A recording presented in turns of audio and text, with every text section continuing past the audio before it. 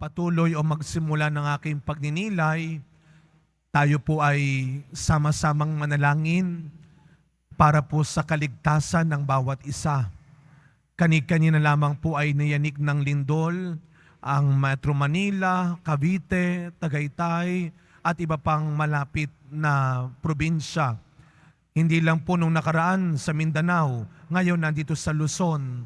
Kaya ang ipagdadasal, hindi lang sila doon, hindi lang tayo dito, kundi lahat tayo. Ipagdasal natin ang kaligtasan ng bawat isa.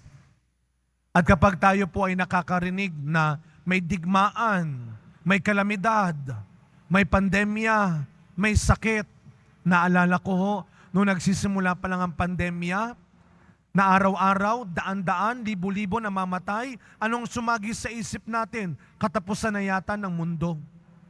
Ito ba yung sign? Alam nyo ho, 20 araw na lang, Pasko na. Baka hindi nyo po naalala. 20 days na lang, Pasko na.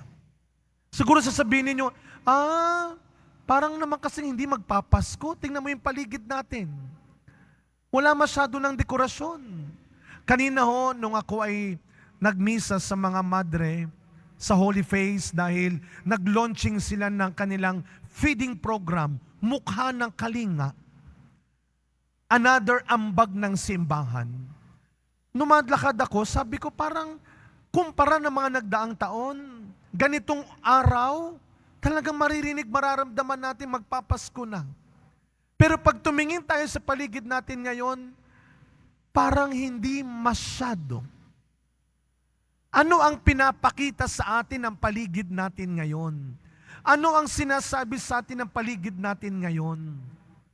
Pag tayo nagbabasa ng dyaryo, kung nagbabasa pa, kasi lahat ngayon nasa online na, nanonood ng balita, nakikinig ng balita, para bang pag sinabi natin, kasi naman Father, wala ka nang narinig, wala ka nang nakitang maganda sa paligid natin ngayon. Paano ka magiging payapa, masaya, komportable? Mga kapatid, sa ating ebanghelyo, sa huling bahagi, anong sinabi ni Kristo? Mapalad kayo. Maraming gustong makakita na nakikita nyo ngayon, hindi nila nakita. Maraming gustong makarinig ng naririnig nyo ngayon, hindi nila narinig. Baka sabihin niyo, ano yun, Father? Gusto ba nilang makita itong digmaan ngayon?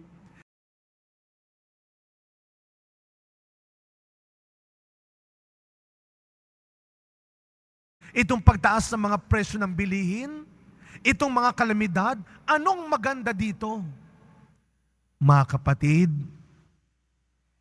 ang kaginhawaan, ang kabutihan, hindi laging nakasalalay sa sitwasyon at kondisyon ng paligid mo. Yan ay nakadepende rin sa disposisyon ng buhay mo. It is not just about what you see, but how you look at things.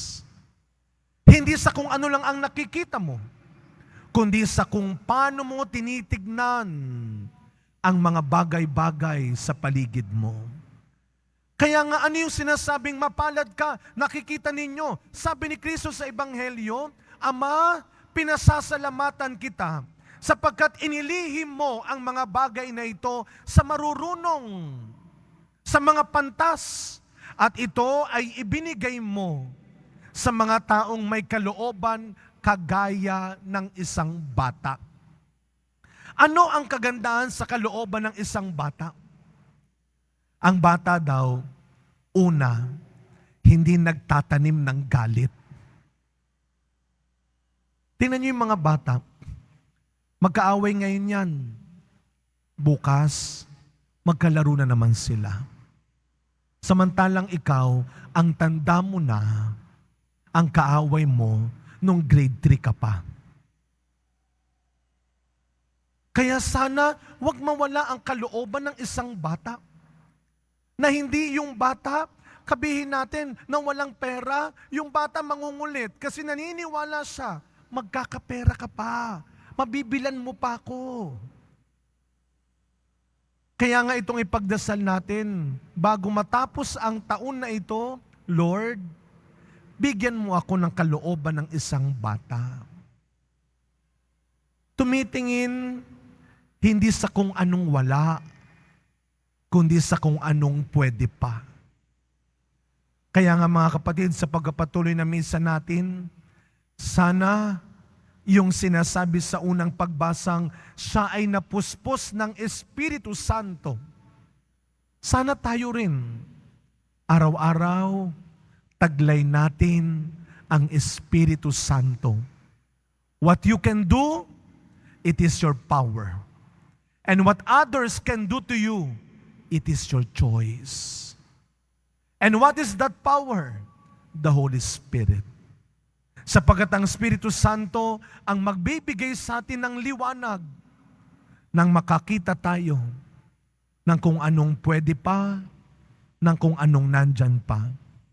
At sana, wag natin sayangin ang mga naririnig natin, ang pagkakataong tinatawag tayong magpatawad, tumulong, at magmahal. Araw-araw, ang tunay na pinagpala ay ang taong marunong tumingin, marunong makinig sa tunay na mahalaga. Amen.